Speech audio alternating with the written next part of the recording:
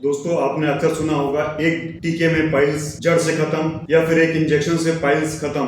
तो दोस्तों ये इंजेक्शन क्या होता है, कहां पर दिया जाता है, कैसे दिया जाता है, क्या इसके फायदे हैं, क्या नुकसान है, देना चाहिए भी या नहीं देना चाहिए, इसके लगाने के बाद कौन कौन सी समस्याएं उत्पन्न हो सकती हैं, इंजेक्शन के बारे में पूरा जानने के लिए बने रहिए इस वीडियो में अंत तक। नमस्कार दोस्तों, चरक पाइल्स एवं पंचकर्मा से मैं डॉक्टर शिवदत्त पटेल आपका हार्दिक अभिनंदन करता हूं, हार्दिक स्वागत करता हूं, आपके उत्तम स्वास्थ्य की कामना करता हूं। दोस्तों जो पाइल्स में इंजेक्शन या फिर टीका लगाया जाता है, इस प्रक्रिया को स्क्लीरोथेरेपी कहते हैं। आमतौर पे जो इंजेक्शंस दिए जाते हैं उनमें स्क्लीरोजिंग एजेंट यूज किए जाते हैं, जिनका काम होता है कि पाइल्स में नसें सुखा देती हैं और वहां का मस्सा सूख जाता है, इससे मरीज को राहत मिल जाती है। ये इंजेक्शंस भी कई तरीके के होते हैं, मगर जो ज्यादा प्रचलित हैं उनमें एक इंजेक्शन होता है जिसमें 5% फिनॉल और आलमंड ऑयल के साथ लगाते हैं। दूसरा जो यूज करता है, बना बनाए इंजेक्शंस आते हैं, वो पोलाइडोकैनोल का इंजेक्शंस यूज करते हैं। इन दोनों इंजेक्शंस में क्या अंतर होता है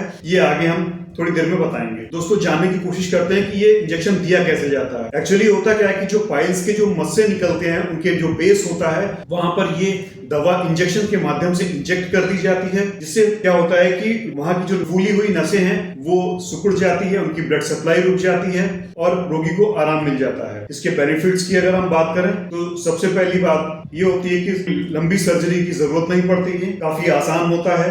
10 से 15 मिनट में रोगी को पाइल्स से निजात मिल जाती है। लागत भी काफी कम आती है और अगर कॉम्प्लिकेशन या दर्द की बात करें तो वो भी काफी कम होता है। लेकिन दोस्तों ऐसा नहीं कि सारे के सारे इसके फायदे ही फायदे हैं। अगर इसके नुकसान की अगर हम बात करें तो फायदों की तुलना में ज्यादा होते हैं। इसमें सबसे बड़ा नुकसान ये होता है कि इंजेक्शन देने की जगह पर दर्द या जलन हो सकती है। अगर ब्लीडिंग पाइल की टेंडेंसी है तो ब्लीड भी कर जाती है। इंजेक्शन लगाने में साफ सफाई का ध्यान रखना जरूरी होता है, जो कि अगर सही से नहीं लग पाया तो वहां पर इंफेक्शन होने के चांसेस बहुत बढ़ जाते हैं। कभी कभी उस इंजेक्शन की दवा से शरीर को रिएक्शन हो जाता है, जिसके कारण रोगी को परेशानी होती है।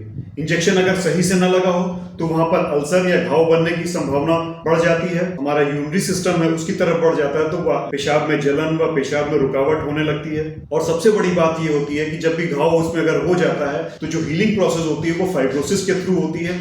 अगर फाइब्रोसिस हो जाती है वहां पर तो मल के निकलने में भी दिक्कत होती है। वहां पर एक स्ट्रक्चर डेवलप कर जाता है जिससे रोगी को मल त्यागने में परमानेंट की परेशानी हो सकती है। ये कंडीशन बहुत ज्यादा सीरियस हो जाती है। अगर हम देने की बात करें तो केवल ये 1 डिग्री और 2 डिग्री में फायदेमंद होती है। कहने का मतलब ये है कि जो पाइल्स 4 तरीके की होती है, 4 डिग्री की होती है, 1 डिग्री, 2 डिग्री, 3 डिग्री, 4 डिग्री, वहां पर 1 और 2 डिग्री में ही इसका फायदा होता है। 3 और 4 डिग्री में इसका कोई फायदा नहीं होता है। अगर हम अगले नुकसान की अगर हम बात करें तो कभी कभी एक इंजेक्शन में काम नहीं बनता है और बार बार इंजेक्शन की जरूरत पड़ती है, तो ऐसे में घाव बढ़ने या घाव होने की संभावना काफी बढ़ जाती है। दूसरा जो सबसे नुकसान होता है, इसमें कुछ समय के लिए राहत तो मिल सकती है लेकिन ये दोबारा होने के चांसेस बहुत ज्यादा होते हैं। इसका सक्सेस रेट केवल 50% तक होता है और आमतौर पर यह देखा गया है कि इसमें कुछ दिनों के पश्चात या कुछ महीनों के पश्चात, कुछ सालों के पश्चात उसी जगह पर दोबारा पाइल्स की शिकायत हो जाती है। दोस्तों अब हम जानने की कोशिश करते हैं कि इंजेक्शन को कब नहीं देना चाहिए। अगर आपका पाइल्स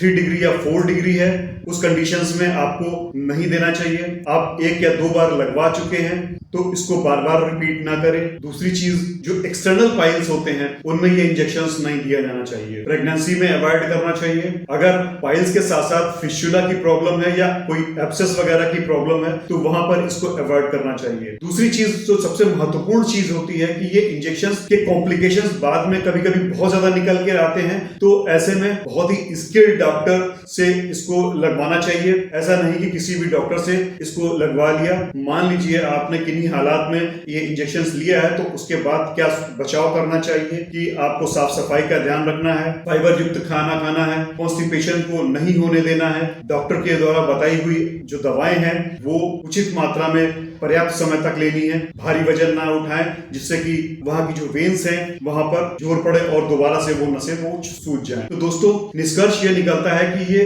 जो इंजेक्शन है वो हर मरीज के लिए लाभकारी नहीं होता है और जब भी लगवाएं तो सोच समझकर स्किल्ड डॉक्टर से ही लगवाएं। दोस्तों शुरुआत में हमने बताया था कि 2 तरीके के केमिकल मोस्टली यूज किए जाते हैं। एक फिनॉल वाला इंजेक्शन यूज किया जाता है, दूसरा पोलाइडोकैनोल वाला इंजेक्शन यूज किया जाता है। तो दोस्तों जो फिनॉल वाला इंजेक्शन होता है उसमें दर्द और जलन ज्यादा होने की संभावना होती है और उसका रिस्पॉन्स या उसकी जो प्रोग्नोसिस होती है वो पोलाइडो कैनाल से थोड़ी सी कम होती है। तो ऐसे में बेहतर ये होगा कि जब भी चुने तो पोलाइडो कैनाल वाला इंजेक्शन चुने। पोलाइडो कैनाल के इंजेक्शंस में थोड़ा दर्द कम होती है, जलन कम होती है, कुछ हद तक उसके रिजल्ट्स बेहतर होते हैं इन दोनों के कंपेयर में। तो दोस्तों, पाइल्स में इंजेक्शंस पर वीडियो ये आपको अच्छा लगा तो please like and subscribe my channel. Thank you for watching.